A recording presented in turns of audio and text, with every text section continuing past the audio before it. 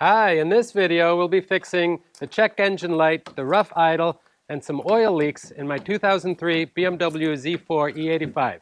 So stay tuned to the rest of the video. Hopefully we make some good progress on the car today. You're watching DIY for Life.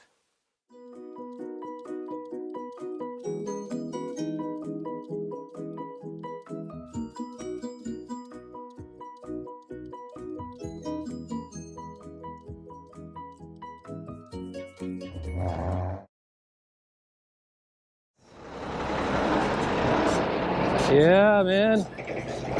There it is. Check engine light is on. Okay, that's great. Idle's a little rough. Yeah, idle is quite rough. So the issue I'm having with the rough idle and the check engine light, I'm pretty sure is down to a torn boot on one of these intake gaskets here. So we're going to take apart the air intake. While we're doing that, we'll replace the air filter. I also want to check the DISA valve, which also controls the airflow, because that might be a problem, the reason why we're having a problem with the rough idle. So we'll look at the DISA valve, and then once we have all that stuff taken apart, then we can get into where the oil filter housing gasket is leaking, and then degrease the lower part of the engine and parts of the suspension where the oil is leaking.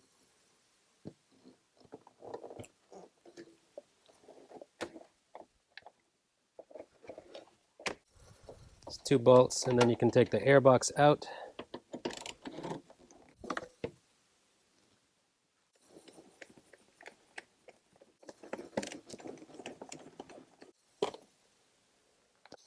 All right, there's that tear in the intake boot, and this place where one of the air tubes connects was also broken. So we pulled that out and we put in the new part. And next I'm going to check the DISA valve, which is right here. Okay, I disconnected the electrical connector to the DISA valve. There's 2 T40 bolts, one on the top and one on the bottom. Loosen those and you can pull it out.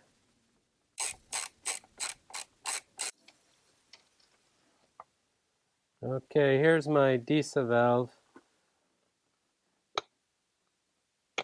And I think that's functioning as it's supposed to. There's an arm that connects to this flapper, and everything is tight, and there's a good spring back. Though it's a little oily, I'm going to say that the DISA valve is in good shape, so that's probably not the reason why I have the rough idle. I think it was just down to the tear in this intake boot in the 2 places. But while we have everything apart, I am going to get under here and degrease as much as possible, because that oil filter housing gasket has been depositing oil all over the bottom of the engine. So now we have access to that, so let's spray that with some degreaser and then hose it all off. I'm going to spray as much as I can, and then I'll get a brush and kind of agitate it.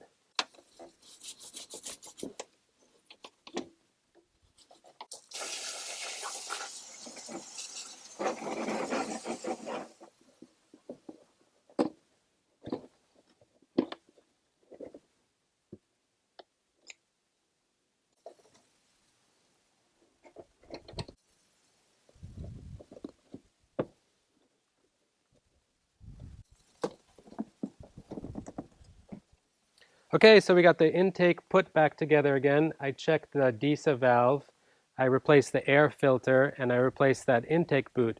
So hopefully the idle is fixed and no more check engine light. While we had that all apart, I also degreased the bottom of the engine. Of course, when we go back in the garage and fix the oil filter housing gasket, I'll have to remove all that stuff again. But for now, let's check the idle, see how it runs, and hopefully no more check engine light. Okay, moment of truth. Let's see how she runs. Oh yeah, idle is good. No more check engine light. Still a little something. But I think that fixed 90% of the idle issues. And the check engine light is off, so success. Now let's pull the car in the garage.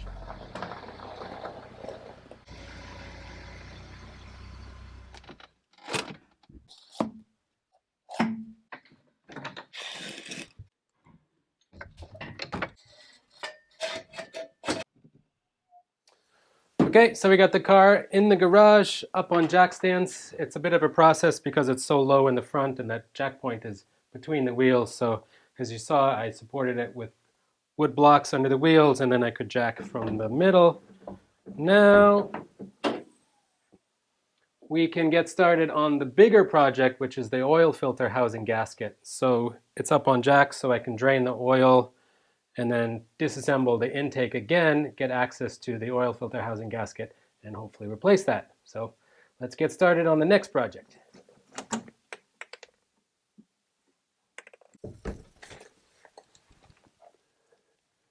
Coming. Nice.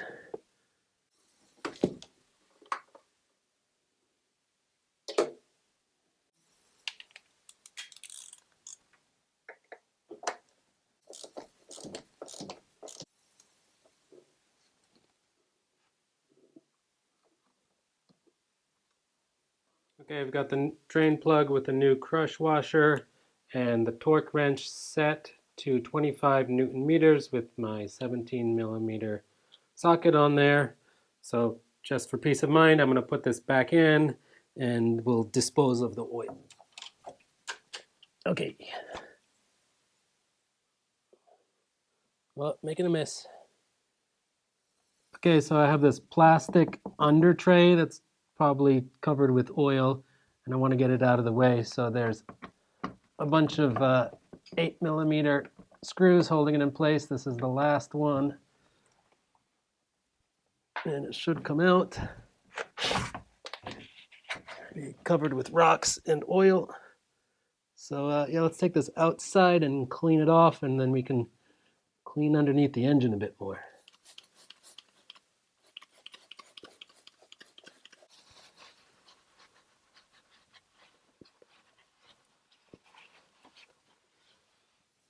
Okay, so I got the plastic under tray out from underneath the car, and it's pretty gross down there, but good news is I think 90% of the oil is coming from the oil filter housing gasket. I think that the oil drain pan is not leaking, or if it is, it's only leaking a little bit. So here is that plastic under tray. Yeah, pretty gross, but let's clean it off, and then when we reinstall it, it'll be much nicer.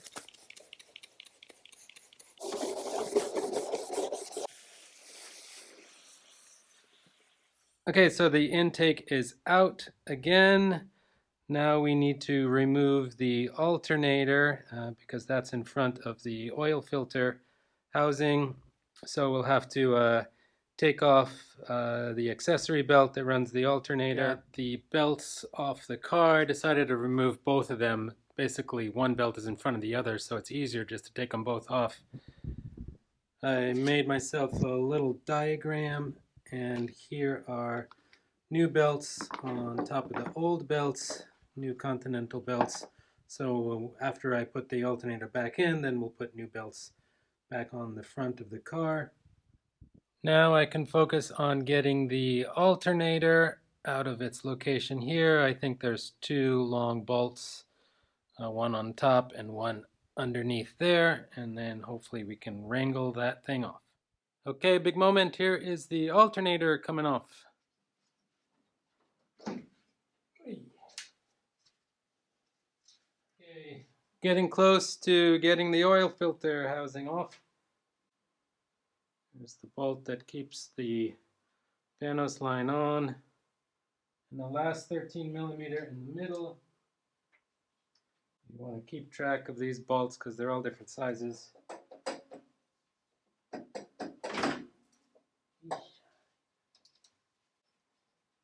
It is. Okay, the oil filter housing. Here is the gasket. And we want to pop that out and put in the nice new one. And then reassemble everything, put in some new oil, etc. And the job will be done. So let's get that nasty old hardened gasket out of there and the nice new one in. All right, oil filter housing is back in place. I'm going to torque all those 6 bolts down to spec tighten that Vanos line, and I am also going to put in a nice new oil filter into the housing, and then I will stick the alternator back in.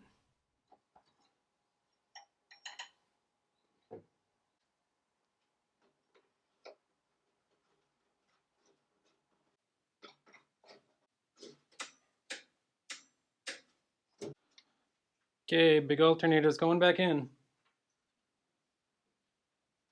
Okay, a bit of a minute getting the alternator back into place. The long bolts take a while to line up. But that's done. Now putting everything back together again, reconnecting the electrical connectors, and then we're going to put the belts back on, and then we can put the intake on, fill it with oil, and then check for leaks. Okay, so alternator's back on, belt is back on. That's a bit of a job. I recommend having 2 people to get that last bit of the belt around the pulley. Now we can put the intake back on here and fill it up with oil. All right, just finished topping up the engine with this nice German oil. All that's left is to check for leaks, make sure the belts are happy, and then it'll be job done. So fingers crossed, let's start her up.